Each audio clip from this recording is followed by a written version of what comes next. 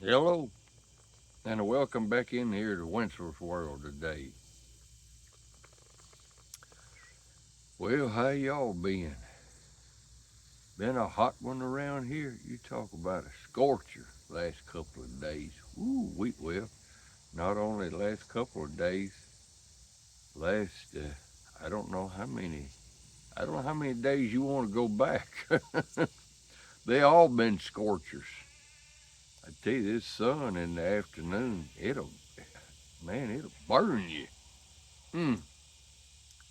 So, anyway, well, I'm sitting out here relaxing this evening with my Peterson pipe, my Peterson rusticated Army mount P-lip systemized pipe. I think I got it all in there. So anyway, in it this evening to relax with is a Fawn Blend Peterson's nightcap.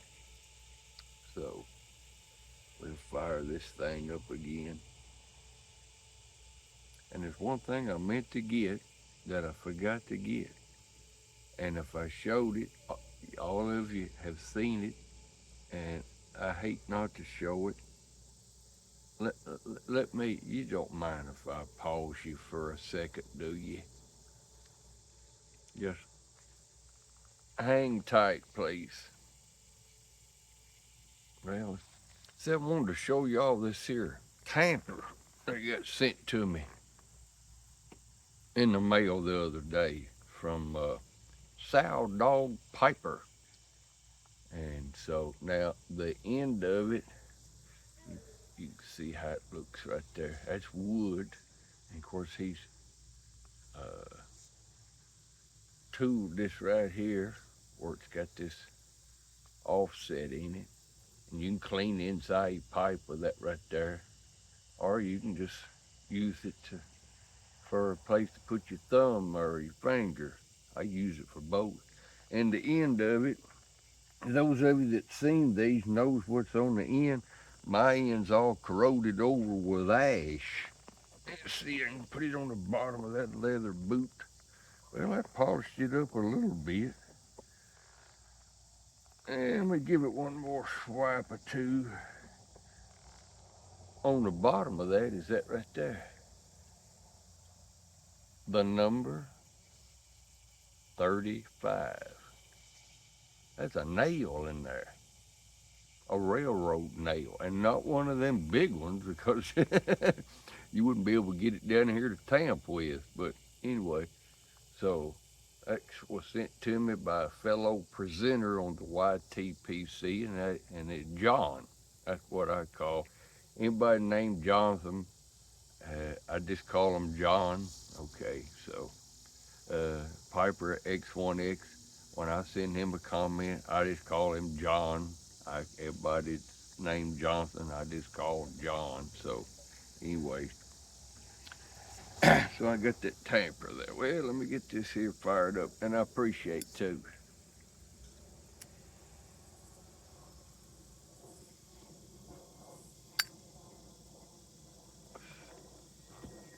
Well, I've had a lot going on the last 2 days.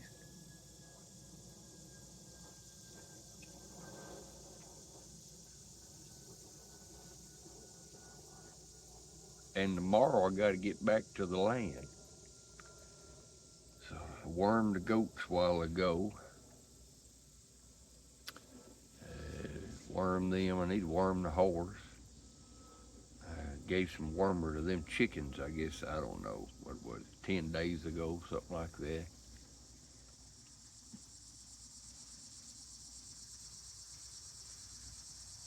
So now I need to, then tomorrow, when I get through, when I get up and get my coffee and studying and everything, seeking the Lord, then I need to go out here in this garden.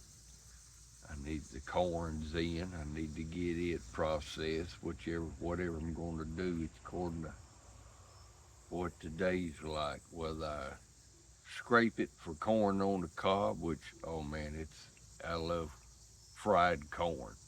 You like fried corn? Do you even know what I mean when I talk about fried corn? So that's where you take a cob of corn, and cut the tips of it off with a sharp knife, and then I take the back of the knife then and scrape that cob and get all that milk out of it, all in one bowl, and then you heat it for a little while in the cast iron skillet. That's what I put it in, or the wife, and then when it cooks a little bit, every how much and long it is, then you put it in freezer bags and freeze it, and then oh man, get that out then and get that on that cast iron skillet when you get ready to cook it, to serve it, to eat it, and cook it on a cast iron skillet on that propane range, kitchen range. Oh me, hard to beat good fried corn. So I don't know if I'm gonna do the fried corn with it or do corn on the cob. It's easier to do corn on the cob, but or is it? Well, you ain't got the scraping to do, but you still got to put it in. Got to blanch it a while, whatever you want to call it. Heat it up on the stove in some hot boiling water a while, and then put it in freezer bags and freeze it. And it makes good corn on the cob. So I like it either way. But oh man, hard to beat that good fried corn and cast iron skillet, isn't it?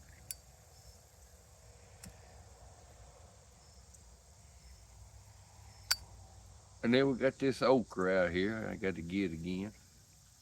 It's burgundy colored okra. You like fried okra? Somebody says, no, I don't like fried okra.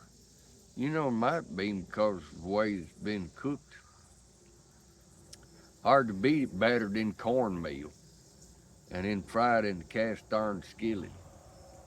You just throw it off in that hot oil, and I know it's easier that way. I know it is, but it's hard to beat that and fried apples, same way. Baked apples are good, but put them in the cast iron skillet and fry them or apples, and have you some fried apples.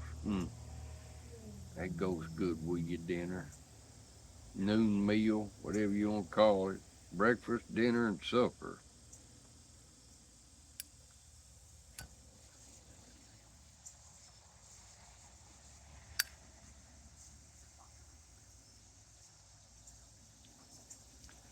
Somebody asked me what to do about possums and stuff getting in chickens out here. Well, I'm proactive.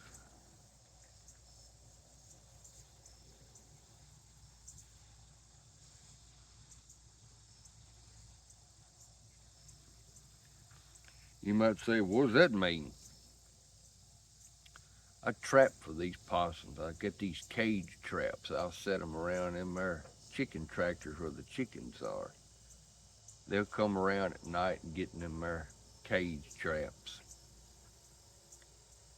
He said, what do you do with them when you catch them? You haul them off some other place? No, really, that's illegal. You're not supposed to transport uh, wildlife like that. He said, what do you do with them? Well, we got the river and the creek around here, and they don't breathe well underwater.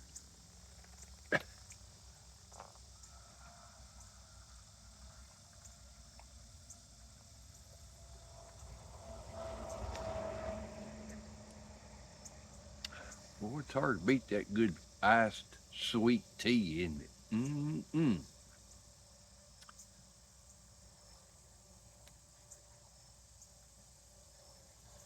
I tell you, when you're homesteading and life out on the farm and all, you know, you're going to have to find ways to get by. Ain't another thing you have to remember. I brought up in the old school.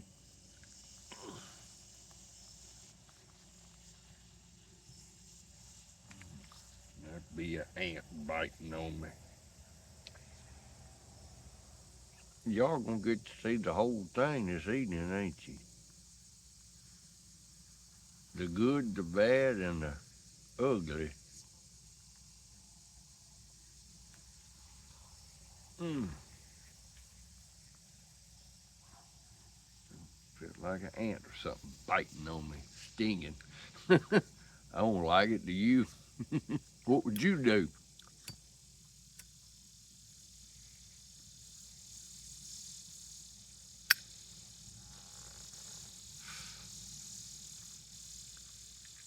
I'd go again, different place. If I can find where the thing is, I'll mash it.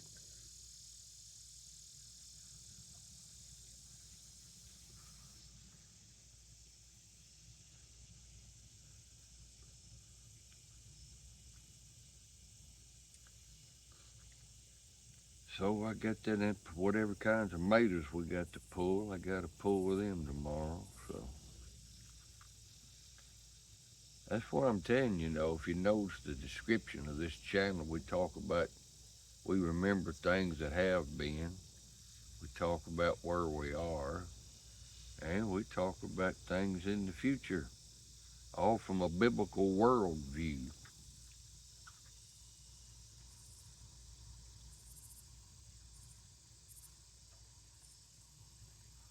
Somebody might be thinking, well, what does that mean, a biblical worldview? What does that even mean? Well, it's how you think about life. What perspective do you think about life from? You know, it's you, I think about life from a biblical perspective, but also think about it from a perspective I had growing up, and man, that was a long time ago when a guy was a guy. And the reason I say that, I thought it would have been fun if it would have happened this way, but it didn't. Went to a restaurant to get a bite to eat. Well, I'll just tell you, today's my birthday. So for the last couple of days, we went down to Dollywood to hear the Kingdom Heirs. They're a Southern gospel group. They sing there at Dollywood, and I like their songs. And so I went there to get my soul fed from some good gospel music. We went out to Cracker Barrel last night to get something to eat. My wife said, "Where you want to go? I pay for your supper." And I said, "I just soon go to Cracker Barrel." What? All these restaurants here in the Smokies, and you just want to go?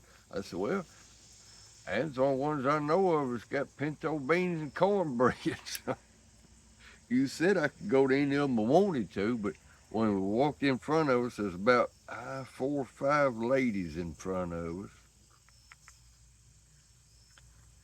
and they was, I don't know, they probably just guessing. Best I remember, they younger than me. They probably something, in their early 50s or something like that. And the fella that took them back there, he got the menus, and then he said, "Follow me, guys." I wonder what it'd have been like if all them women would have just stood there. And him walked off and then looked around and said, and he would have thought, how come you're not following? And if he'd asked, is there a problem? And they would have said, you said follow me, guys. We're not guys. We're ladies. Or they could have said women. You say, well, I don't know what you're talking about. And you know something? I think that's probably right. Guys, I guess, has become a generic term. When I was a kid growing up, if you was a guy, you was talking about a male.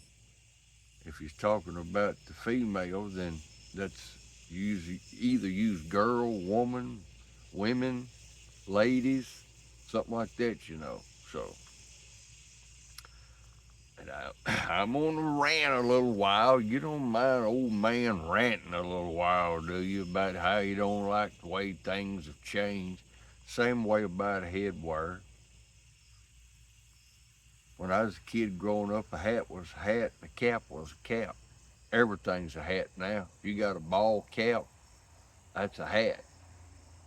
No, to me it's not. It's a cap. There's a difference in a cap and a hat. Okay? So, anyway, you don't mind me ranting, will you? Oh, me. I mean, we just sitting around smoking and relaxing. That's what I'm doing. Whew. And a busy one today.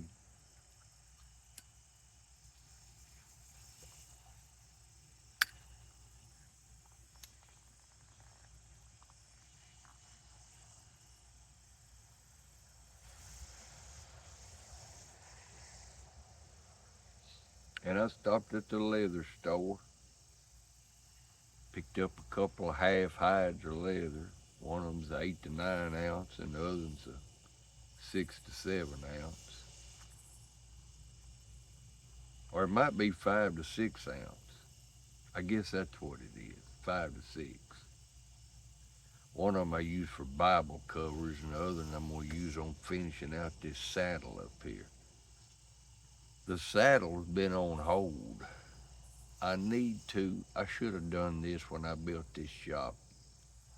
I've got to insulate this shop and put some type of interior wall in it where I can put, I got an air conditioner I bought in about 1982, I think it was.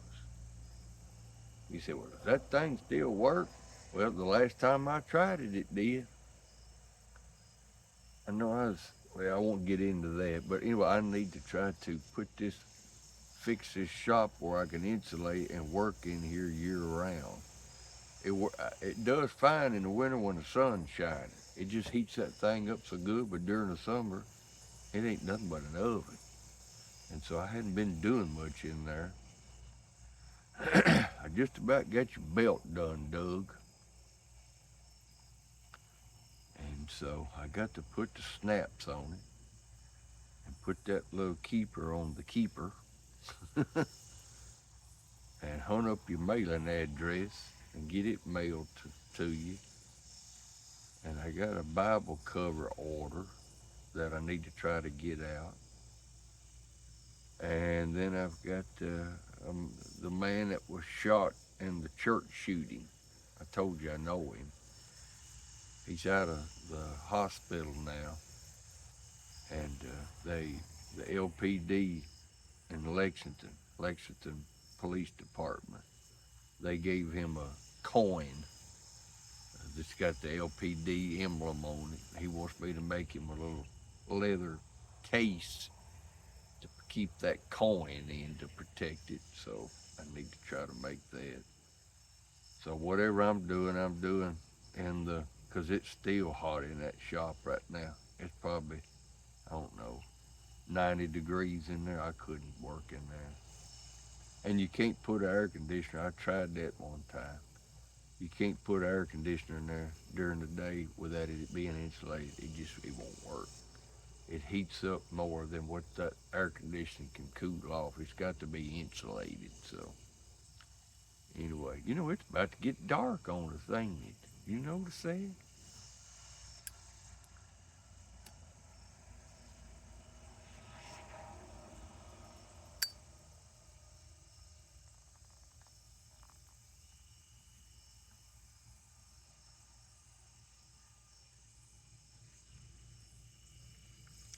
Yeah, the night critters have done come out now. I guess y'all hear them.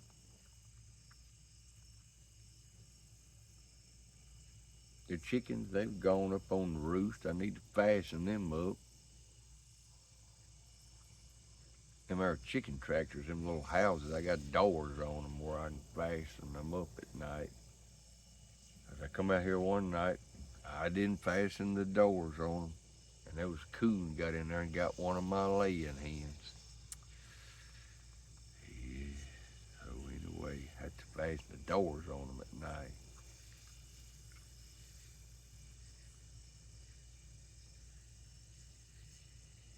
Life on the farm. Speaking about fastening the doors on them at night, I think I probably need to end this video. So, although I'm enjoying the chat with you and the night air and the sounds of the night, I read a book. There's a secular book that I've read probably 7, 8 times. And I don't know, I just like the story. It's not true, but it's the fellow that wrote the book back in the early part of the 20th century. It was based upon characters that he was familiar with out in Branson, Missouri, before Branson became Branson, what we know of it nowadays. A book called Shepherd of the Hills, and in that book there's a story about a boy that he wasn't right. He was touched in the head, and he talked to these critters. They were his friends. He called them these night creatures. He talked to them. They were his friends. And when I hear them out here making their noises, these frogs and crickets and odd and indifferent creatures that makes these noises at night, I get to thinking about that.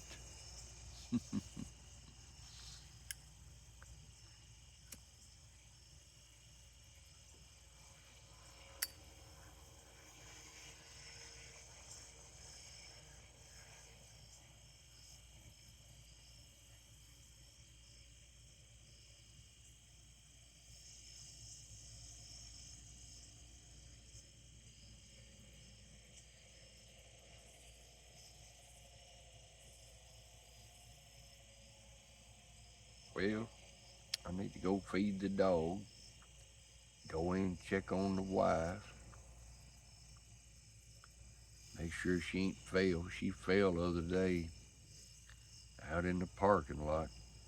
Didn't see the step off and just walked like she was walking on level ground, and she was carrying some food that she didn't eat all of and her drink, and with all of that in her hands and everything, right down flat she goes, skints up her knees, and I went and put that stuff in the trash in there that spilled out. I told that manager. They came out and looked at her. Didn't break anything, but anyhow.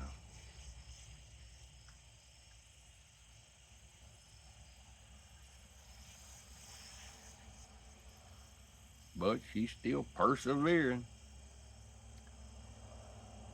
Ain't got anything wrong with her, but it don't take much to break something.